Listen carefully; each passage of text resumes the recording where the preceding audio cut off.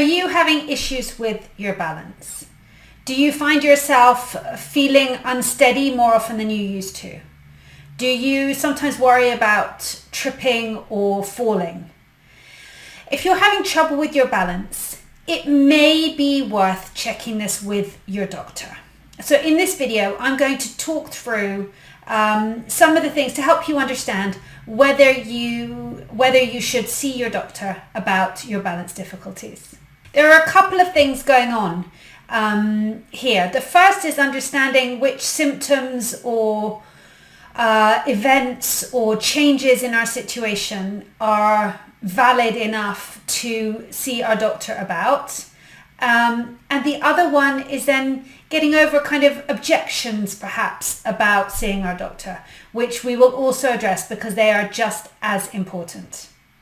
But firstly, starting with the, I could call this red flags, with the symptoms, which might be worth letting your doctor know about. I have spoken to a doctor, a GP here in the UK. That's our kind of family physician for those of you in North America.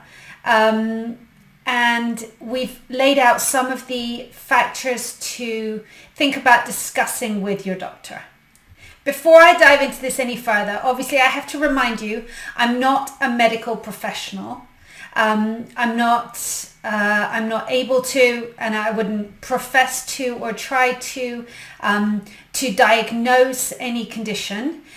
So what my scope is to give you exercises that are suitable for conditions that you are already aware of. So with that said, obviously, any concerns or any questions about anything we discuss here, it just goes without saying to check with your doctor. But hopefully this will help you to have a better understanding of that. So we recommend going to see your doctor if you experience sensations of light-headedness, dizziness, muscular weakness, or feeling faint. We also recommend letting your doctor know if you do actually faint. Of course, there can be lots of reasons why we faint, and none of these necessarily mean anything bad, but there are just things that your doctor may well want to investigate and check out if they know that you have fainted. So you may have had dizziness before, but if you have new or more pronounced sensations of dizziness, then that was definitely something that your doctor should want to know about. You should also let your doctor know if you have recently started feeling unsteady when walking or going up and down the stairs. Another thing to mention is if you find yourself avoiding activities because of a fear of falling. Your doctor will also want to know if you've had one or more trips or falls where you ended up on the ground. Now, please be aware this is not an exhaustive list. If you have any new symptoms, any concerns, anything about your balance, dizziness, any sort of muscular weakness, or just anything else at all, I strongly believe in trusting your instincts. So if something feels odd or wrong or concerning to you, then you should definitely make an appointment and let your doctor know. So we do hear quite a few objections as to why people may not go to visit their doctors.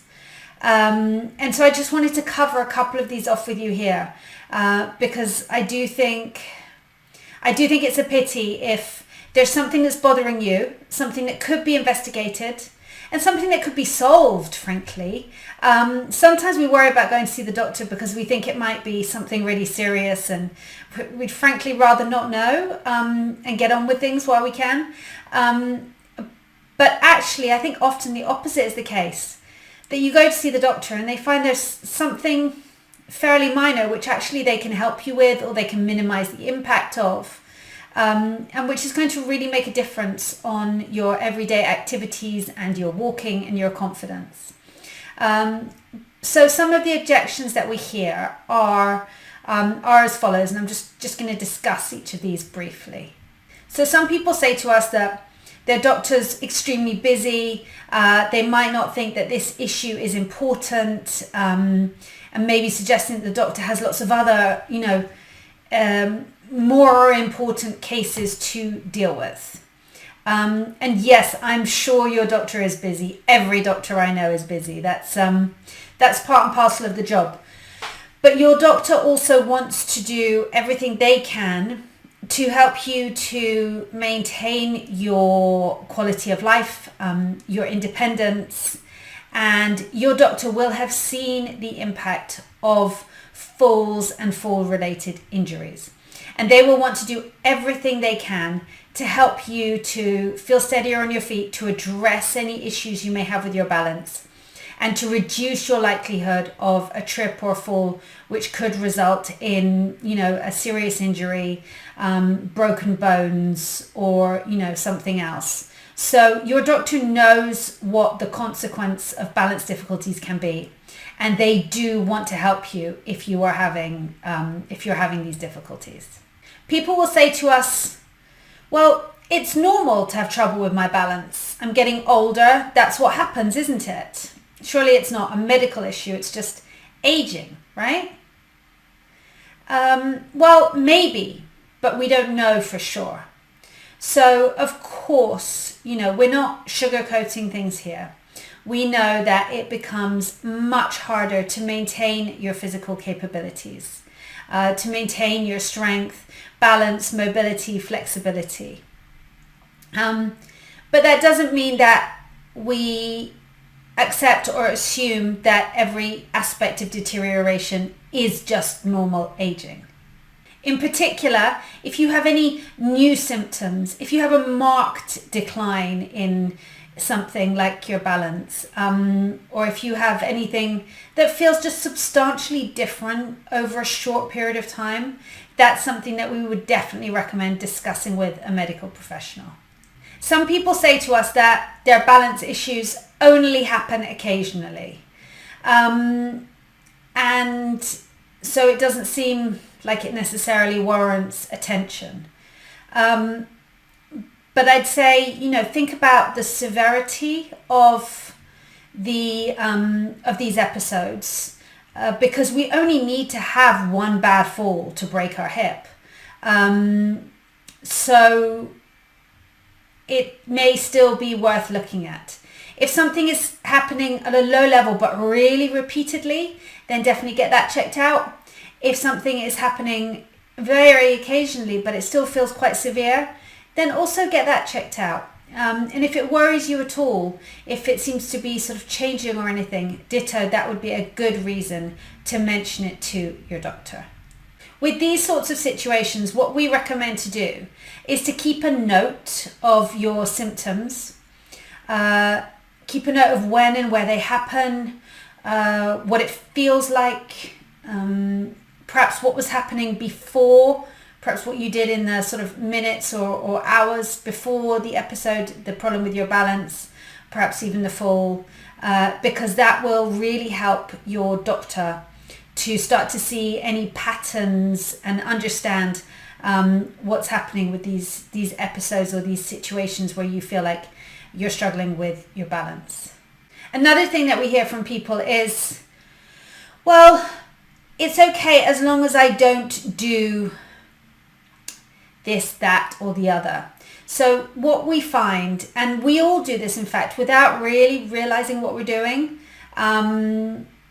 we start avoiding activities if they feel uncomfortable, if they make us feel nervous, if we don't feel that confident doing them.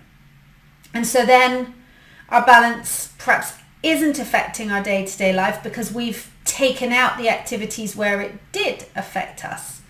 But I think we need to be really, we need to work quite hard to become aware of this sort of mental kind of activity and challenge ourselves on it, because we don't want to be reducing our activities, stopping to go certain places or to do certain things that we used to enjoy, or see people that we used to see because of certain flights of stairs or things like that.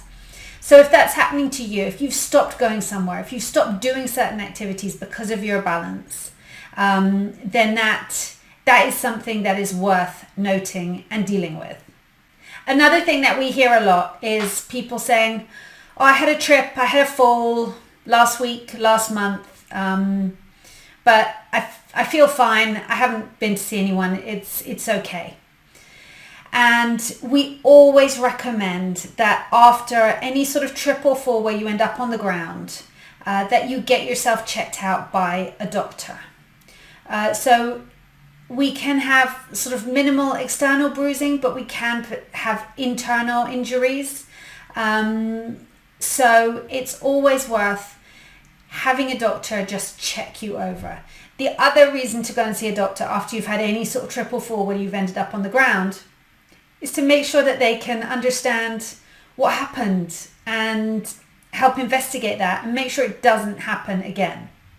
So just to wrap this up, I'm going to write below this video the key symptoms to watch out for and to definitely let your doctor know about in terms of your balance.